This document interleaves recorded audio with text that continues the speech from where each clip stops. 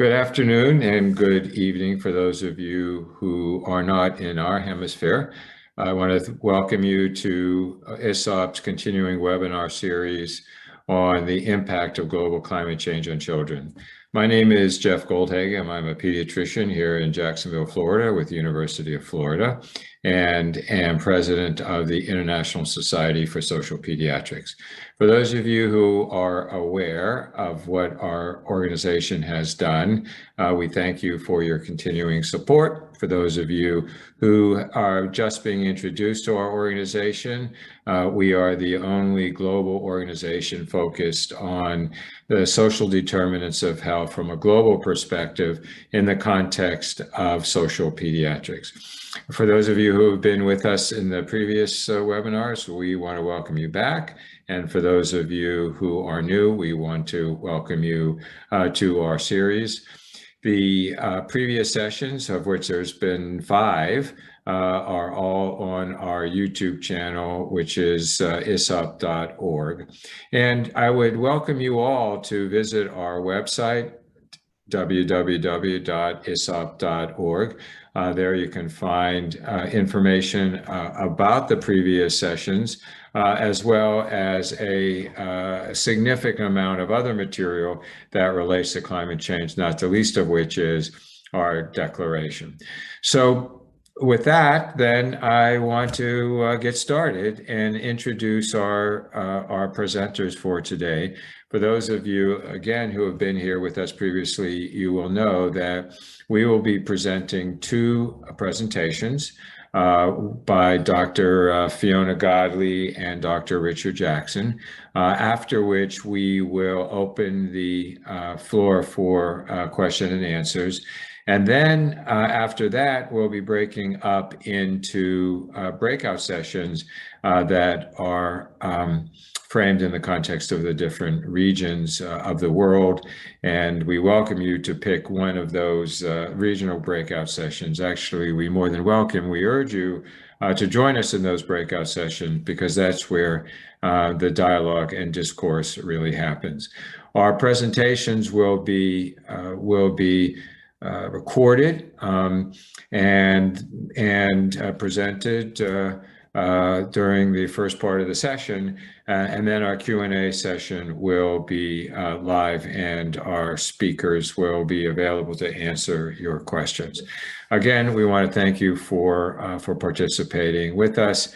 Thank Miguel Perez for his support through for the IT, and also Eva Goldhagen for her support for making this and the previous sessions so successful.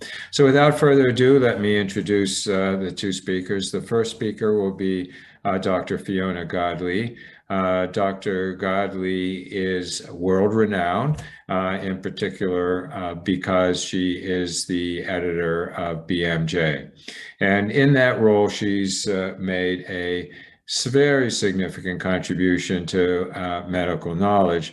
But more so than that, also the BMJ has made a significant contribution to addressing global issues of social significance, including now climate change during this crisis that we're experiencing.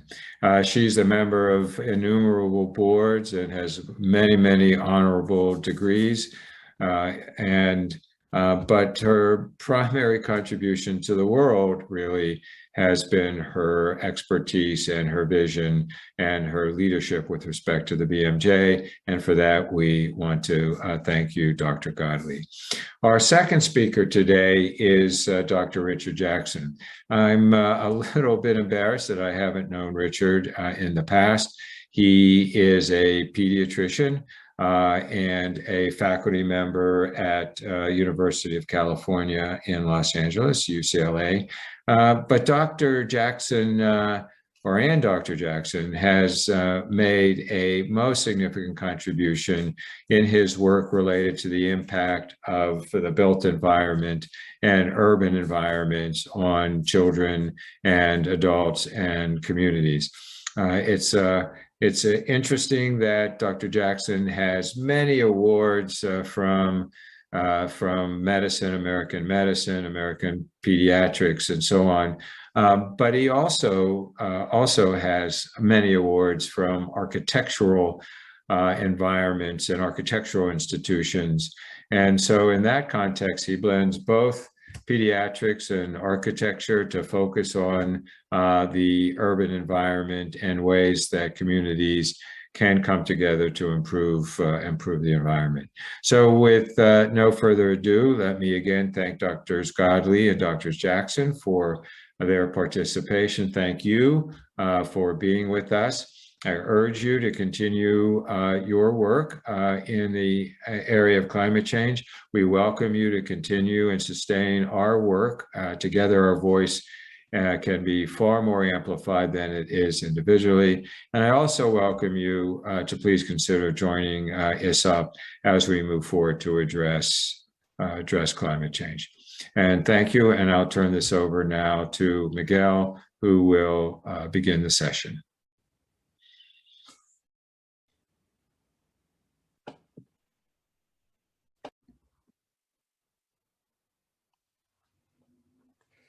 Hello, I'm very delighted to be making this presentation to you.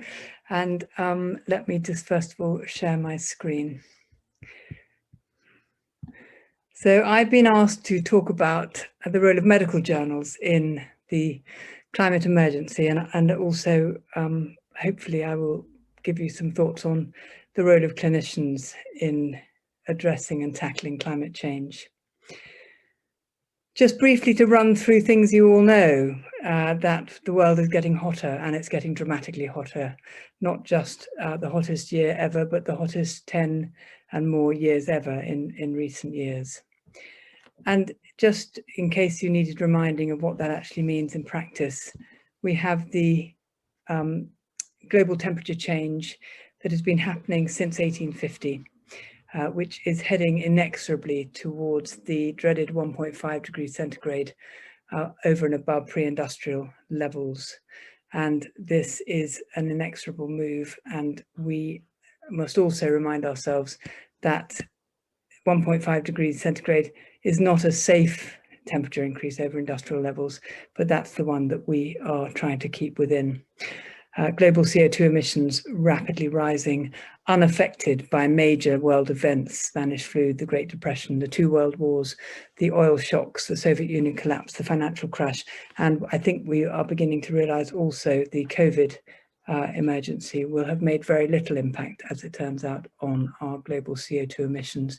If we're going to keep temperature rises below this 1.5 degrees C, we're going to have to go for dramatic changes in emissions.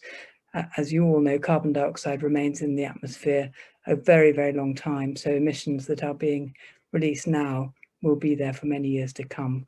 We have to make radical change if we're not to overshoot that 1.5 degrees centigrade, which is going to lead to catastrophic climate change. We know what's fueling the climate crisis and also air pollution. We know that high carbon living damages health in many, many ways. And we know that it also damages health in more general ways with floods, extreme weather events, droughts, war, and refugee crises around the world. It is a tricky thing, though, to change our behaviour. And I borrowed this slide from a presentation at the Eden Project, where I'm a trustee. And just to talk about what we can do as individuals and as society to try to change things. Buckminster Fuller, the renowned architect, said quite clearly, our task is predominantly metaphysical, for it is how to get all of humanity to educate itself swiftly enough to generate spontaneous social behaviours that would avoid extinction. And then Sir Ken Robinson more recently, this rather wonderful but devastating quote, "It's often said that we have to save the planet. I'm not so sure. The Earth has been around for almost 5 billion years, and it has another 5 billion years to run before it crashes into the sun. As far as we know, modern human beings like us emerged less than 200,000 years ago. If you imagine the whole history of the Earth as 1 year, we showed up at less than 1 minute to midnight on December 31st. The danger is not to the planet, but to the conditions of our own survival on it. The Earth may well conclude that it tried humanity and is not impressed. Bacteria are much less trouble which may be why they've survived for billions of years. And then Greta Thunberg, act like your house is on fire, because it is. So why do we need the health voice? The environmentalists have been shouting about this for some time. And health, I think, as we can see, has been rather slower to pick up on this. But we do need the health voice. They need the health voice. And these are some reasons why, when talking to environmentalists, they say they need us. They need us because the climate emergency is harming human health. It directly affects patients and the public, and that's our business. We know that low carbon living can improve health. So this is a matter for public health through better air, better water, safer roads, all of those things that we know cause damage to human health, better diets, more active transport. Because healthcare is a major carbon emitter. Overall healthcare around the world is thought to produce 1/5 of the world's carbon. And we've really got to get our own house in order. And we need the health voice because health professionals are a trusted messenger at a time when there are very few people whose word is really, really, really trusted by the public. So what can medical journals do? Well, this was my list. I think what we have to do is to make it mainstream. We have to show that this is the business, the core business of health professionals and researchers, that climate emergency is not something for other people. And I'll talk a bit about that in a minute. We need to tell the truth, and we need to keep telling it. That's what Extinction Rebellion around the world has tried to do. And that's what we need to take up the cudgel of, to tell the truth. We need to advocate for action. And one way to do this is to convene with other people, to partner with people, and to support those doing good things. We need to hold people's feet to the fire. We need to monitor what they're doing and keep pressing them to do more. We need to offer practical steps for people so they can feel that they can act on this. And as a medical journal, we can publish and publish and publish and don't stop publishing. We need to just keep the pressure up.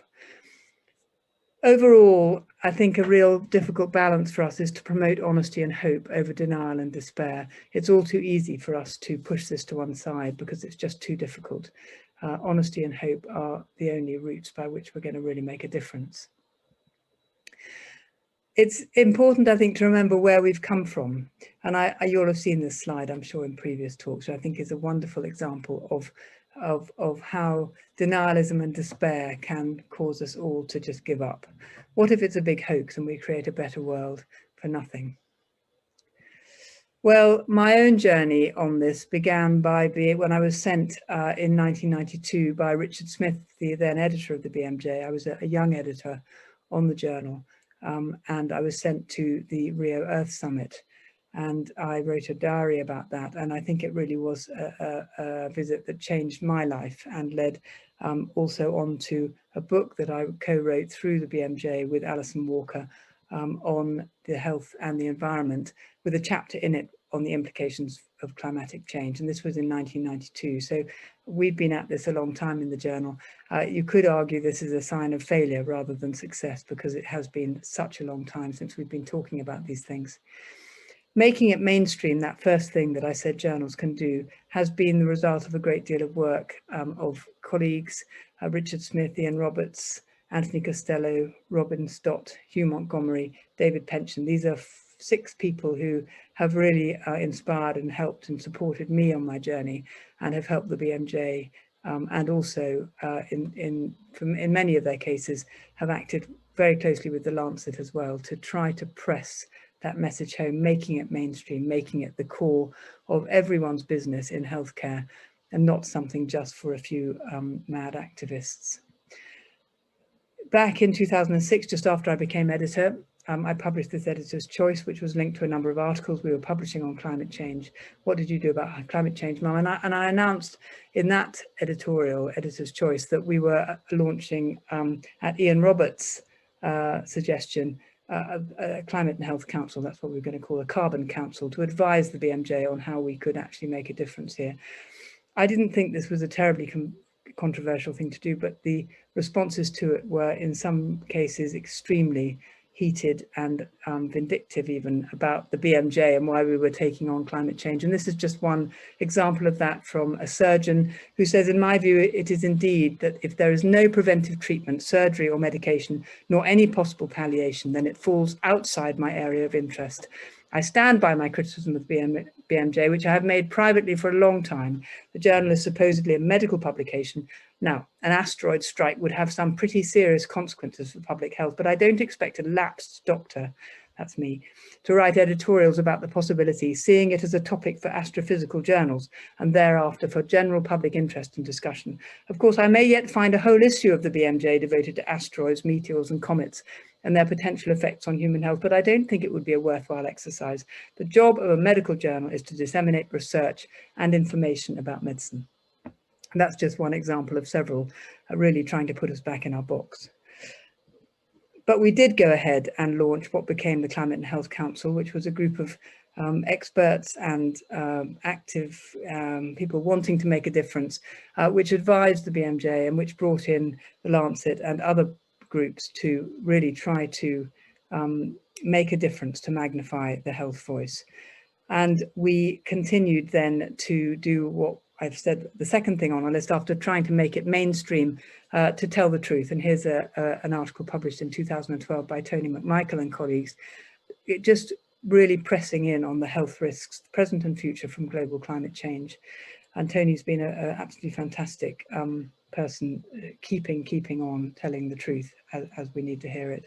The Lancet has done a fantastic job with its Lancet Countdown and this important statement, which has been taken up by many others. Climate change is the biggest global health threat of the 21st century. And when the Lancet says that, people will really listen and have really listened. And here we have Cristiana Figueres, chair of the Lancet's Countdown, talking about tackling climate change directly, unequivocally, and immediately improves global health. It's as simple as that.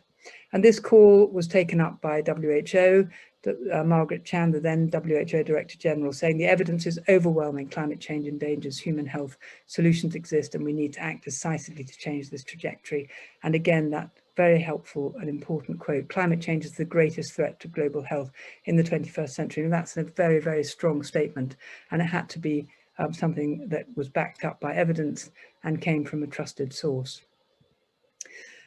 From the Climate and Health Council, we further convened, if that's another thing that we can do, make it mainstream, tell the truth, advocate for action, and convene and partner and support. And this is has been an important group in the UK, pulling together a really all of the major health organisations in the UK, all the big royal colleges, including the Royal College of Nursing, the Lancet, the BMJ, the BMA, other societies. And overall, because of these member organisations having their members representing 700,000 or more health professionals in the UK. And this is to magnify the health voice and really show that we can speak as one on this important issue. And Richard Smith, who was my predecessor at the BMJ, is the chair of the Alliance now, and is a wonderful writer and advocate, and has written a number of blogs, one of which is this, where he talks about what we as individuals and organisations can do to tackle climate change. Holding people's feet to the fire, one of those groups are the financiers and the commercial experts around the world. And it's very important under those circumstances to know that the bankers are very much in favour of divestment from fossil fuels. They see fossil fuel investment as no longer worth investing in, and that really advising people to move their money over into sustainable energy. And we've been working, again, keeping on the pressure about the importance of climate action in the era of COVID, with trying to build climate action into recovery plans. And this article, which talks about what can be done as a result of phasing out fossil fuels, that this could avert about 3.6 million premature deaths a year related to air pollution alone. And that the global action required to meet the 1.5 degree target is estimated to deliver an economic benefit of up to $610 trillion by 21,000. And that comes from an article in Nature Communications. becoming, I think you could say, more strident, if that's not a pejorative word, but more confident in the calls we've been making since those early days back in 2006.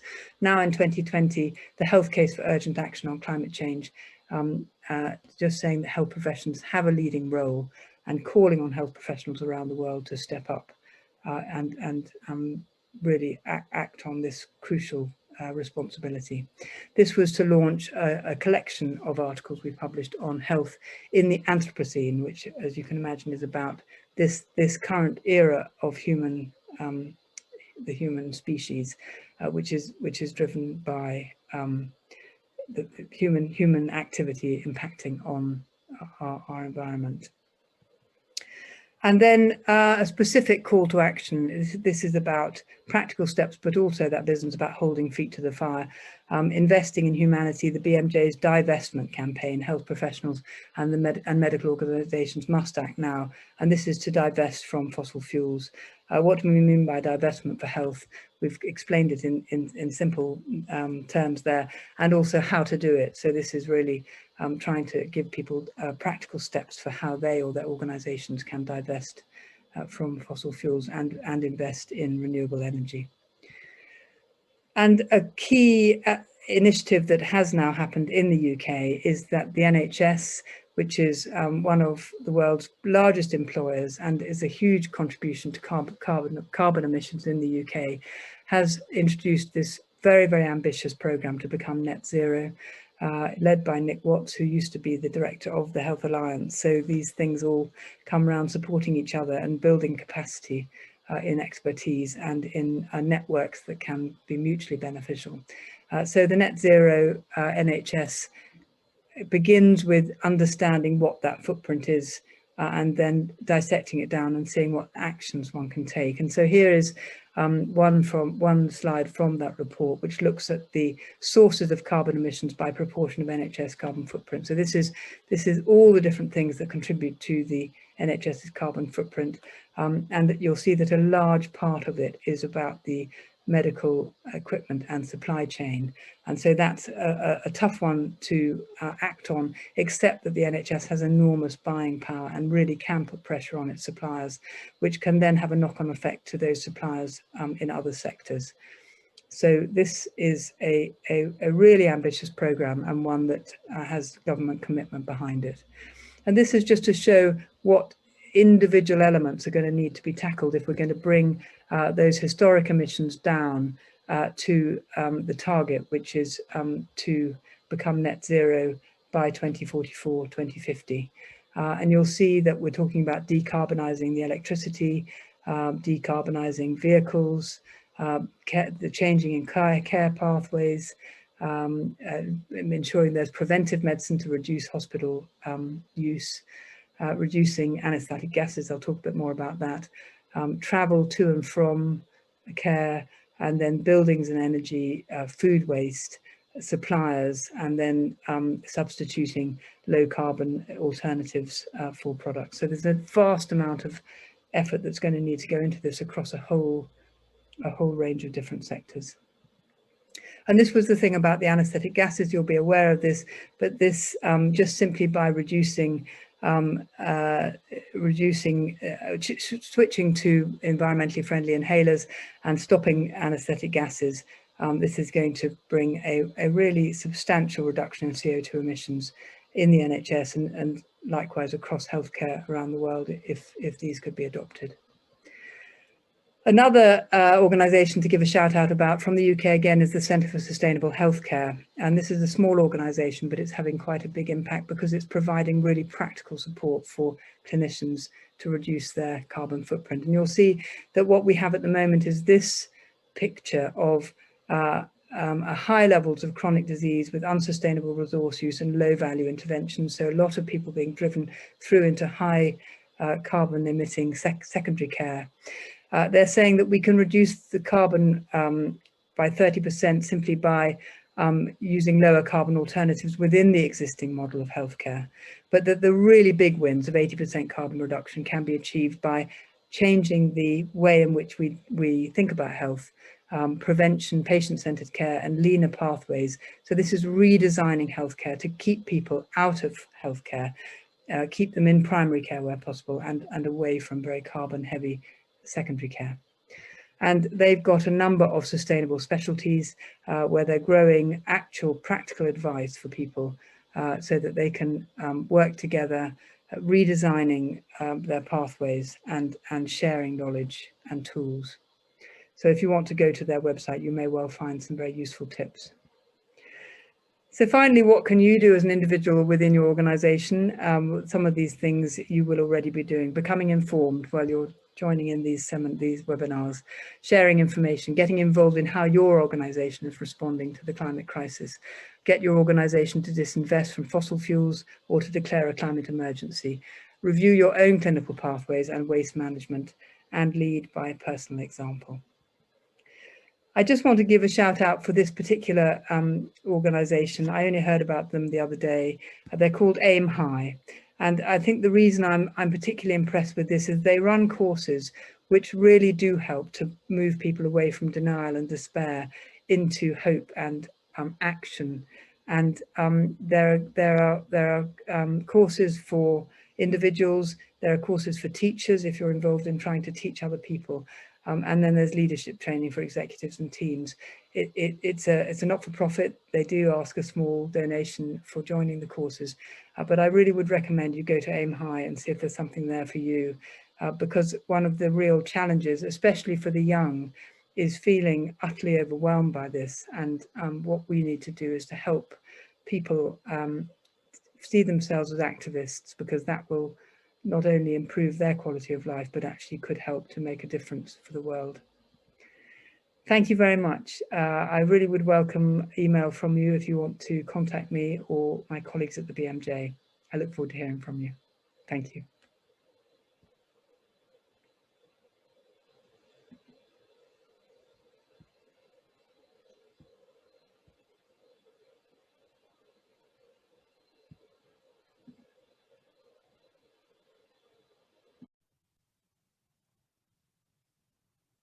Well, I say hello to you all, and I'm Dr. Richard Jackson. I'm a retired professor at UCLA Fielding School of Public Health, a pediatrician, a long career in environmental public health. I'll be talking about two events or stories that relate to the importance of pediatricians to change the agenda in environmental public health, including issues like climate. And so my background and contact information is there, and I'm going to just go forward here. I began my medical school training in 1969 and was doing a rotation in New York City and went on the ward with the attending, very young, and I saw about 10 to 12 very young children, some toddlers, some preschoolers, running very intensively and hectically around the ward. And I said, yeah, they look fine. Why are they here? And he said, well, they're being chelated for lead poisoning. Chemicals were being put in their blood to pull out the lead from their bodies. And the attending physician took me to a back room, and here was a baby in the crib convulsing and in coma. Eventually she died. And she had a blood lead in the hundreds. She had been in a home that was had lead paint, maybe had some other sources of lead, and that was the source of it. And over again, we blamed lead poisoning, at least the landlords did, on negligent mothers. And you can see the peeling paint, that was lead paint that was used for 40, 50 years. And typical childhood behavior, a toddler was to go along and begin to chew on the windowsill. And if they happen to be iron deficiency or calcium deficient, they're even more likely to try and do that because it's a divalent cation and it filled the need for more calcium and iron. Not only were our children getting lead from paint, they were getting it from pipes. And some of you may have heard the story about Flint, Michigan, where they stopped buffering the water going into the homes. And if the water's too acidic, it pulls out the lead from the pipes and from the solder in the connections in the pipes. Not only were our children getting lead from those sources, they were also getting it from canned food products. And you can imagine if an acidic thing like pineapple slices were put in a metal can, it would leach the lead out of the solder on the ends of the can. It was also very commonly used in evaporated milk, which was a combination used with water to feed babies who couldn't breastfeed and required milk supplementation. But not only was lead in those sources, it was also in gasoline. This happened about a generation after lead was introduced in all those other uses, but the lead, tetraethyl lead, improved the compression of gasoline and made cheaper quality gasoline more efficient. But look how much lead was just in a gallon, 2.5 grams. It meant that if you filled your tank with 12 gallons of gasoline, you added the equivalent of a 1-ounce fishing sinker. And it wasn't just lead bars or something else. It was highly bioavailable because the lead was being spewed out of the exhaust pipes as atoms of lead and pervasive in the environment. So the quantities of lead that were being used throughout our states was enormous, in the range of kilotons per million persons per year by state. After World War II, America decided the way that we could deal with getting people around, this was a lesson from the war, would be to put in high-speed roadways. And the largest public works project of the 20th century was the interstate highway system in the United States. This is exactly what the automotive industry wanted, because people began to move out of the cities. They needed cars. They were commuting longer and longer distances. The gasoline industry liked this just great. Of course, the concrete and steel industry and cement industries were very supportive as well. And developers outside of cities had a chance to sell relatively inexpensive farmland for lower levels.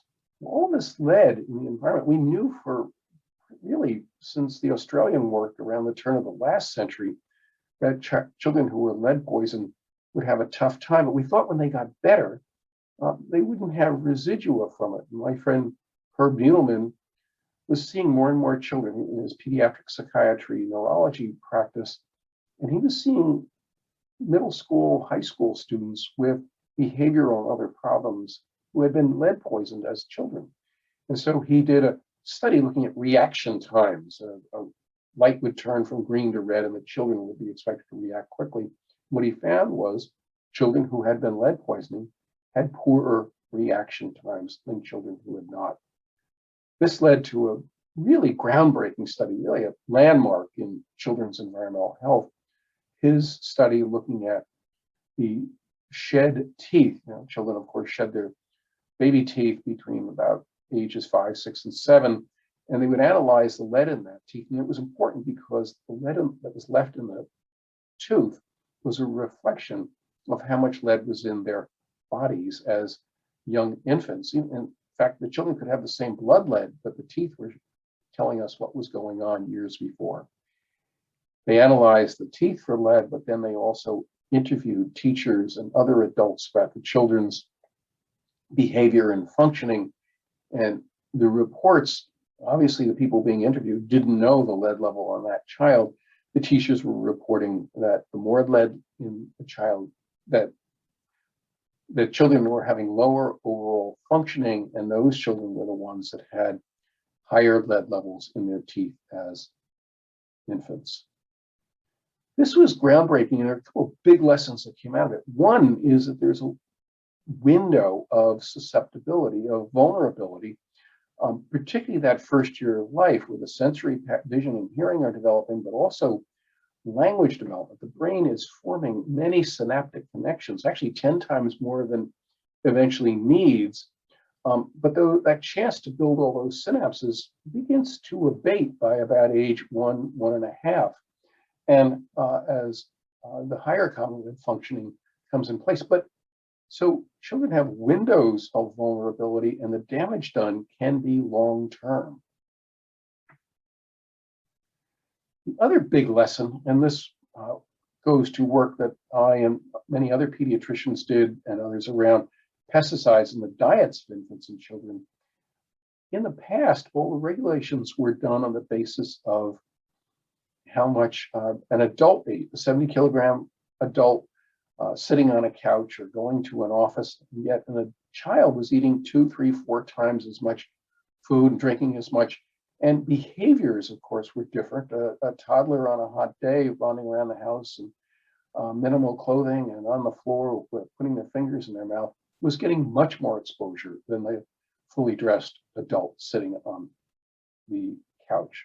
And so children were getting more exposed and during much more vulnerable windows. It meant we needed to set much more stringent environmental standards. The activism of the pediatricians and other health folks led to the decline of lead in paint. That green zigzag line was lead in paint from about 1900 to 1970. It was pretty much phased out by 1970. But in that blue line is the arrival of gasoline and leads.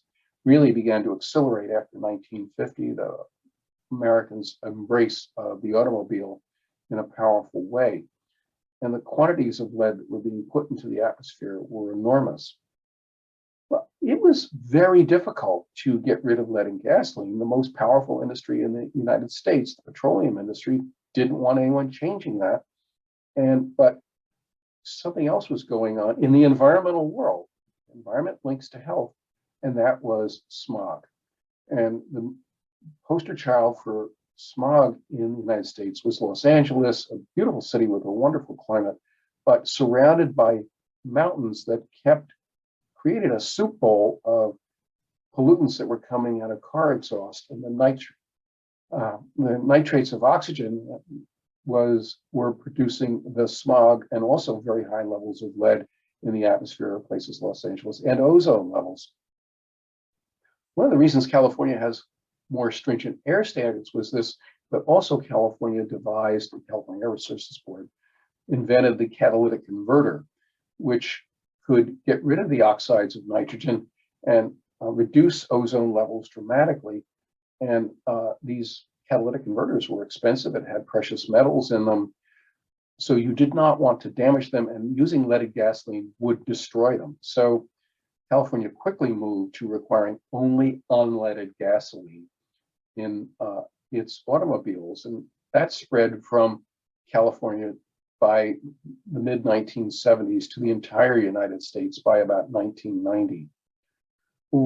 Back when I was seeing children with lead poisoning, my blood lead level was about 22 micrograms per deciliter. Look what's happened in the United States. This is a very powerful data sample, including physical exams, lab tests of 5,000 or so Americans a year. And you can see with the phase out of lead in various sources, particularly the phase out from gasoline, blood leads dropped dramatically. And that means that children's brains began to work better. And so one of the projects I did when I was at CDC, and partly because I had to appear in front of Congress all the time and say, we need to get rid of lead and gasoline and these other sources. And I'd be told, oh, that's too expensive. We don't want to spend the money. So we calculated the cost of lead polluting the brains of very young infants. And by the way, it's associated with the decline in IQ lifetime. And by getting rid of lead in the brain, you're bringing about a lifetime gift of about 5 IQ points per child, which converts to about $213 billion each year's cohort of children get. IQ is biased in its own way, but it's a pretty good predictor of how long you stay in school and your lifetime income. And so it was these economic arguments that really moved it as well, again, based on children. And I did presentations for the Ministry of Health in China when they visited CDC, and I was the lead for Vice President Gore in Russia on climate and health. I'm sorry, on environment and health. And this is when we did the blood leads on the Russian minister and the vice president, and showing that lead levels were lower where the leading had been removed from gasoline. I went back to CDC in 1994, became head of the National Center for Environmental Health. Here I am being sworn in by one of my heroes, Dr. David Satcher. He was the director then, he went on to be Surgeon General in the United States. And he was extremely supportive of efforts to improve the quality of life of children, particularly from environmental threats. And that includes infectious disease environmental threats. David grew up in Anniston, Alabama. At age 4, he developed whooping cough. He was one of a large group of children. He could not be admitted to the hospital because he was a Black child. And his mother stayed and cared for him night and day for 7 days, got him through that. So when Dr. Satcher understood that asthma levels were higher in poor children, he really stepped up and began to work very, very hard with us on that. The same was true for nutrition and many of the issues of disadvantaged children in the United States. But I learned a bunch of lessons moving to Atlanta, and one of which was the schools were all built on remote land, and you were expected to own a car and you were expected to haul your children back and forth, particularly if they stayed late. And some schools had school buses. But you can see on the bottom left, schools similar to the ones my sons went to, there were no sidewalks. It literally required you to have a car. If you were poor, if you were disabled, if you were blind, complete disadvantage of getting adequate schooling in that setting. Other thing that we were doing about the commitment to more and more cars as the people moved out, we ended up taking some of the finest farmland in the world. This area had 60 to 80 feet of topsoil and converting it into housing, which meant that we docs help people tell people to, eat plenty of fruits and vegetables, eat fresh, eat local, and yet we were destroying all the local agricultural land where that could occur. And one of the best ways to reduce climate heating is by having a robust and healthy forest population, tree population. About 1/7 of all the CO2 increase has been related to deforestation. And because of the needs of cars, the United States paved over 60,000 square miles of our landscape. And you can look at that bottom left picture of a parking lot for a shopping center. By the way, there's far too much parking for how much real need there is. It bakes in the sun, gets hot, increases these ozone and oxides of nitrogen levels because of the heat and the sunlight. And also when it rains, the pollutants that have landed on that parking lot go right into the aquifers and streams and rivers. This is just documentation. The hotter it gets, the more ozone in the air. Ozone is bad for you. It triggers asthma and other illnesses, and hastens the conversion to more irritating air issues. It also increases your risk of death.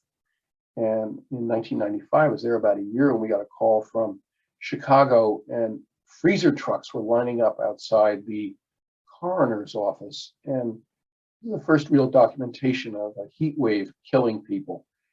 And we learned a bunch of lessons, one of which is homes with very poor ventilation, with very poor people, no air conditioning, and people afraid to even open their windows were at the greatest risk of heat stress. And by the way, lack of trees, lack of vegetation greatly increases these risks. And thinking that cars will fix all our problems, sitting in an air-conditioned car and in stop-and-go traffic, listening to music or talking on your phone may seem like a good idea, but driving, particularly in stressful situations, raises your risk of a heart attack. Your cholesterol level, your adrenaline level, your cortisol levels all go up. And that risk, slight risk, but it lasts for about an hour after you finish driving. And driving is, of course, the major cause of the third or fourth leading cause of death in my country, which is cars hitting, particularly pedestrians. And the faster the car is going, the more likely the pedestrian is to get killed. And so I was the lead for Built Environment and Health for the UCLA campus, and we worked very hard, and we did succeed in putting in a requirement of a 20-mile-an-hour speed limit on campus. It upset a bunch of people, but the death rate is only about 5% only if a pedestrian's hit compared to a car going 30 miles an hour, which is over 40% death rate. So by changing car behavior, we were changing health. There's another contributor to adverse health effects of sitting around too much and not exercising, and you can see that in the obesity epidemic. Here's the obesity epidemic in 1990. The state of Georgia was about 10 to 14% obese. By 2000, Georgia was up to over 20% obese. And by 2019, it was up to almost 30% obese. And this is same kind of numbers have appeared in much of Latin America, much of Europe. I don't know enough data about Europe, Asia, but the obesity epidemic is worldwide. Yes, it's about how much we consume, but it is also about how physically we active are. We can mitigate the risks if we are physically active, and yet sitting in the car all the time is not going to help us mitigate those risks. As the BMIs go up, the body mass index goes up, your risk of diabetes goes up as well. It goes up more for women, that's the green line, than it does for men. But they're quite dramatic increases for your risks of type 2 diabetes, my risks, as my weight index goes up.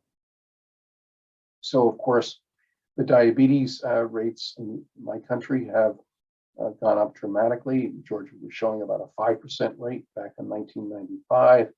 By 2003, it was a bit higher, but you can see the other states beginning to have much higher rates. And by last year, you can see that Georgia is up to close to 15%. So about a third of all of Americans are obese, another third fit in the category of overweight.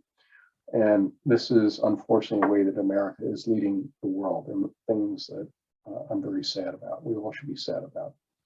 But I never predicted as a young pediatrician, when I was seeing children in the diabetes clinic, I never saw a child with type 2 diabetes. And now it's half the kids in the clinic, the diabetes clinic, have what we used to call adult onset diabetes. And diabetes reduces your lifespan in the range of 9 to 10 years, increases your medical costs dramatically. So this is not a casual threat. So what does this all have to do with climate? And where I'm going with this is I became really obsessed with climate during my time at CDC. My children were born in the early 1980s. They've never lived in a colder than average year. My grandchildren were born after about 2015, and they have lived in the hottest years ever on record. So we're seeing major changes in the worldwide climate. The southwestern United States is in a terrible drought, and it could last for generations. It's going to have major impacts on our cities. The energy in the atmosphere has increased because of more heat, and the moisture in the atmosphere and the violence of the storms has increased at the same time as a result of climate heating. Here is NASA's map, NOAA's map, using satellite data of heat levels for the past year compared with a baseline of 1980 to 2010. And you can see where it's gotten hotter. The boreal areas of Siberia, for example, extremely hotter heat waves over 100 degrees, which is mind-boggling. But I'm going to point out, I don't have much time here, the blue spot to the south and east of Greenland. Why is that there?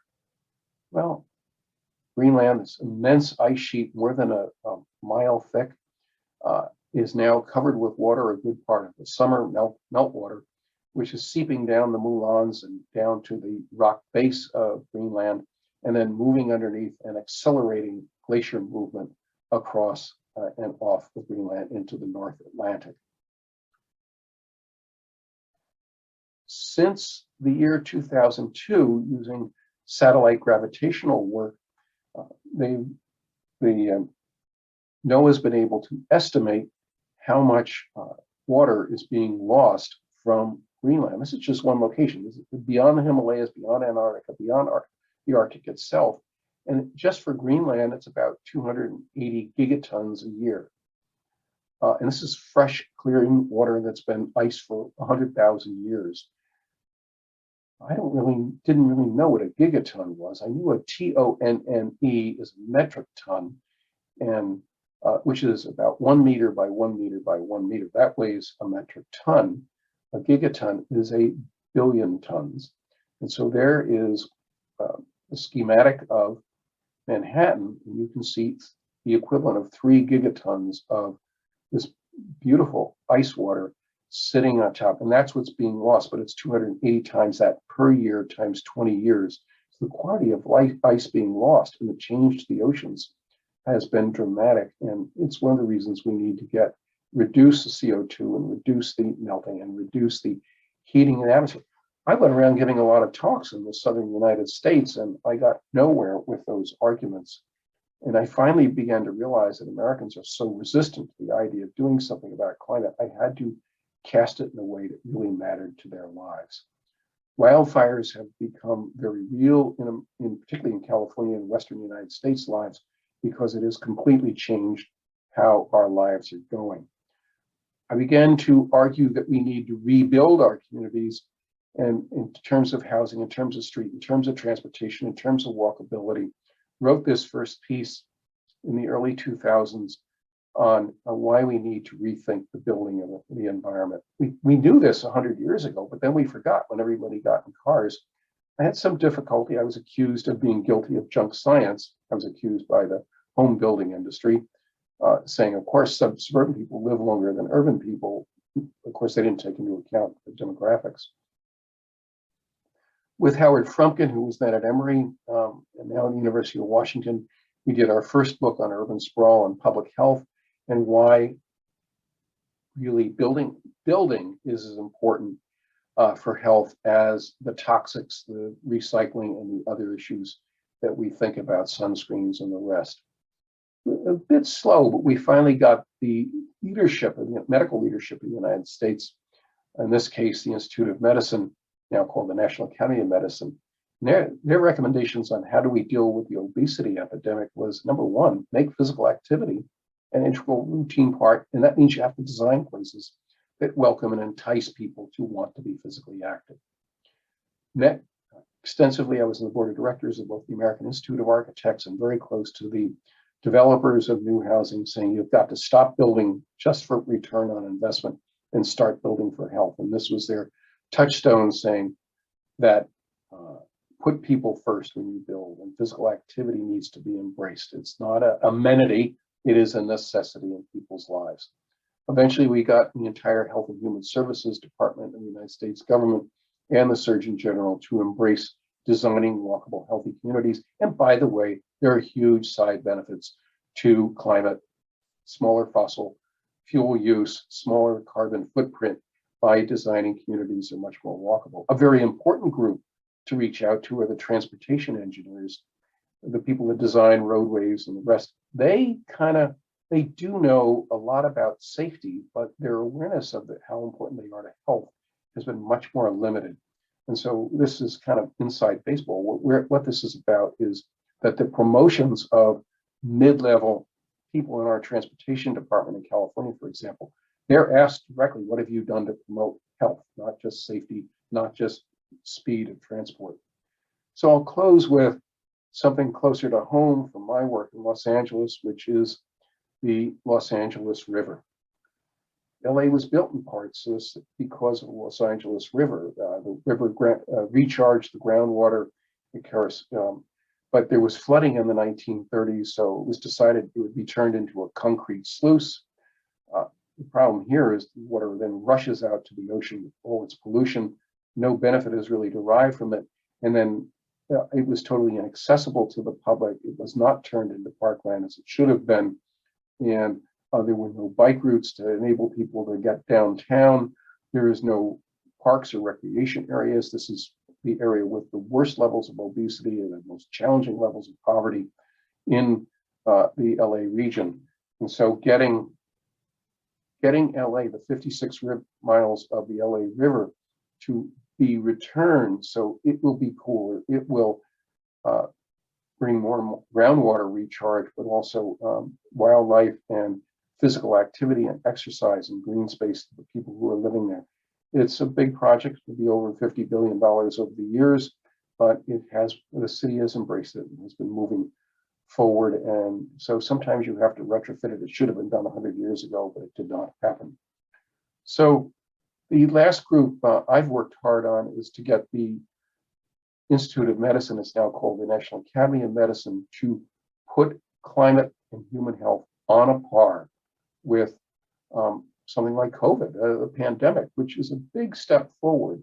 And so Andy Haynes, the London School, was our keynote speaker at the meeting that I moderated on this. We had 50,000 attendees, and we're working hard to change the thrust and agenda of the medical establishment of the United States to care about much more the issue of climate and health.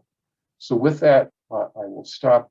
Thank you for your attention. I look forward to the Q&A. I hope I did not go over time by too much. Thank you so much. Non-traditional populations, in particular children, how can they be used to engage the voice of children, which is so profoundly important in this issue? Thank you so much, Jeff, and thank you, Richard, for that wonderful talk as well. It's a very tricky thing because journals are, ostensibly mainly addressed to, in the case of medical journals, to clinicians, and we don't address directly our patients, but we do have scope for being a public voice. At the BMJ, we have patients who write for us or review for us or co-author articles because we feel it's important that their voice gets through to our audience being doctors. So I guess I would say that if you're a child health journal or a pediatrics journal, really great to get children writing and also interviewing children or just getting their voice in the journal so that voice can be magnified out to your audience of clinicians. That's the way we're trying to do it on the BMJ. I hope that's an answer of sorts. Thank you. This goes to Dick Jackson. What happens if physicians' worthy recommendations have no impact on those in power? What action should be taken if our voice isn't heard? I guarantee you that you will have no impact on power the first, second, and third time you do it. And you just have to stay at it. And this is why I kind of devolved, if you will, to the stories, because every politician is hungry for stories. I've told them stories that they then turn around and pretend that they were the ones that experienced the same thing. So putting it in language that they understand, putting it in ways that are emotionally salient is very important. I dropped that little line in there about children not being little adults. Every pediatrician knows that, but it was a big transition when the regulators started using that very same line, that the child is not a little adult. We have to regulate to protect the child. And by the way, if we regulate to protect children, whether it's chemicals or lead or anything else, we're actually protecting everyone else, number one. Number two, you have to persevere and you have to have friends. And oftentimes the language we use in our first meetings is not very effective. And you learn as you go through, oh, this really sticks. I will say that my CDC experiences, and Ruth Etzel knows as well, we were kind of preempted from talking to the media, and I have no regrets that I completely disobeyed that rule and got messages out to the media every chance I got, even to the point of getting some friends hire a lobbyist for public health in the process. And pediatricians are very good. When I was early in my career, the Academy knew who the pediatricians were, caring for virtually the family of every member of Congress. And that personal connection really counts for a lot. Great. Thank you. Next goes to Fiona. How do journals influence medical education and other training programs beyond just the publication of manuscripts? Okay, well, I mean, I think that, I think one of the things that journals can do is advocate for different ways of educating people. And I mentioned that we have patients writing for us, and we're very clear that that's one way to change the way education feels and is recognize that patients have a really important role in educating clinicians. In relation to climate change, one of the things we have taken on is twofold. One is to some extent teach doctors about climate change. We've had actual articles from climate scientists which because it's just another route to get the messages through. And it feels like if it's coming from the BMJ, they might think, well, this is important to me as a doctor. And we've also been working on sort of education about climate, advocating for that going into the medical curriculum, so that people, so that young doctors coming through feel that it's their right and their role to be part of this discussion, which they do anyway, but that's another route. And then we're looking at ways of educating, or rather informing doctors about and other health professionals about how they can change their practice, specifically in ways that will reduce carbon and other forms of environmental pollution. So this gets back to that detailed thing about, how can endoscopists reduce the number of endoscopies and the carbon footprint of each endoscopy? What about renal physicians with dialysis? What about anaesthetists with gases? So we're going to try to do more of that kind of practical education, which can show people that there are steps they can take within their clinical practice, which won't put patients at risk, which in fact may help patients, especially if you do it in a way that's empowering patients by including them in the conversations about their care. And many patients want to reduce the environmental impact of the care that they're receiving, even to the extent of saying, I don't need this care, this is not essential, and I would rather go without it. Because the balance of benefits and harms is not clear to me. And if it's going to be less environmentally damaging not to have this care, I would rather do that. So the patients have a very important role in empowering doctors in that sense. So I suppose everything I've talked about is about publishing articles, but what we hope is that the impact of those articles isn't just to the individual clinician for their CPD points, but that it is actually broader and could end up making a difference to the way care is delivered. Great, thank you. This question is actually for both. Can I jump in real quick, Jeff? Absolutely. That last question. It is very important that we develop a pipeline of future leaders, physician and health and pediatric leaders on climate and health. NIH has had a $40 billion a year, National Institutes of Health in the United States has had a $40 billion a year budget for almost 20 years, if you average it all out. They have spent less than 0.07% on climate and health. And if a young 32-year-old, well-trained person, and I know these folks from UCLA, wanted to pursue a career going deep into climate and health on children and other members of society, they cannot get funded. We are not developing the leaders adequately. And this is very serious. You're more likely to get a funding for studying one mast cell function in the lung than you are to study a threat that's going to perhaps lead to 500 million refugees globally. And I think there's been real negligence in the health leadership of my country. Let me just comment briefly on that as well. That issue also expands to the practice of social pediatrics, particular in across the board. The UK, has a context for social pediatrics. The US doesn't, and many other countries don't. So a young pediatrician or another type of physician who wants to address the issues, as an example, related to climate change, violence, or whatever, the social determinants of health, has no way actually of doing that in the current practice environment. They can take care of ear infections, but they can't take care of issues related to climate change and other social determinants of health. So let me bring up an issue that has come up before, and that is in the context, and this is for both of you. We pediatricians and physicians in general, the opportunity to fly all over the world for medical conferences and other meetings. And how do we begin to restructure? That so that we're not we're reducing our carbon footprint as it relates to conferences and so on. Dick, do you want to start? And then Fiona, if you could comment on that as well, in particular as it relates to the role of journalism. The National Academy of Medicine holds an annual meeting in October. The last one was a virtual meeting. Normally they'd get 1,000 to 2,000, sometimes 3,000 physicians to show up. And the last meeting, which by the way, 1/3 of it was on climate, we had 50,000 attendees.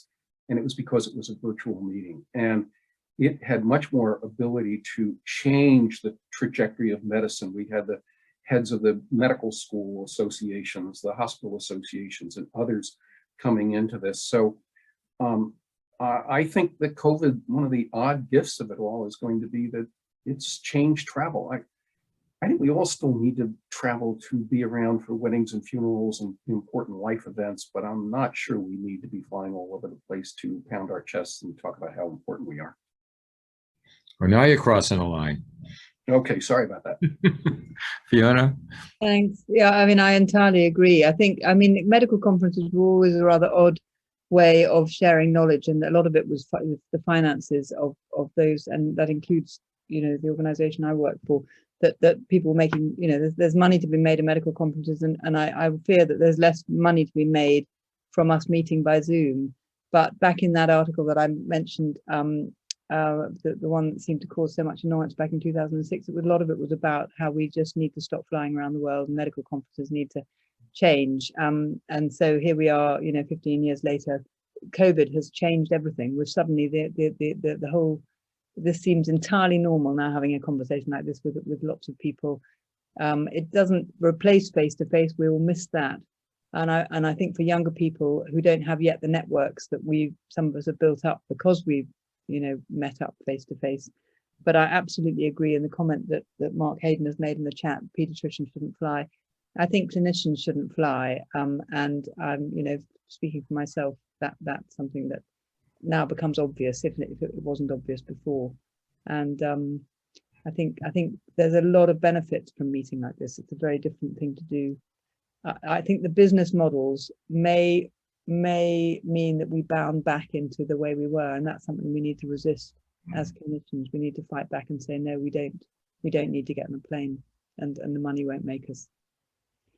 Jeff, can I supplement something Fiona had said? Because this issue of being attacked because you're saying something that is disagreeable to the pharmaceutical industry or the petroleum industry or the home builders or something else, it's one of the reasons that we pediatricians need to stick together and be supportive of each other, because it's very hard to take this kind of beating by yourself. And I mentioned Herb Edelman and the lead story. That poor man was beaten up for years by the lead industry, and they seconded all of his papers from his office. It was a terrible time. He eventually succeeded, but we need to take care of each other when we get into if we're doing the right thing for children and now and children of the future. Great. Well, it's Fiona, what you had brought up about the economics of large meetings. It's not a secret that if you go to in particular the Academy of Pediatrics meetings, but in going to meetings all over the world, which I will stop doing in the future, it's clear the pharmaceutical industry and formula industry and so on are the main generators of income for multiple large professional organizations, and they rely on them to sustain their organizations, and they rely on people traveling to those sites in order to sustain it. So it seems that the leadership in medicine, not the least of which is from journals to organizations and so on and so forth, need to come up with a different business plan in order to be able to sustain the professional organizations that, frankly, if we're built on virtual conferencing, may not need the same amount of money in order to be able to sustain themselves. But I mean, it's a critical issue that I don't know that I've been privy to people addressing. If Fiona, in your world, and Richard, in your world, are you seeing this dialogue and discussion? Are you hearing this dialogue and discussion? Fiona? You mean with the pharmaceutical industry or with the society and their finances?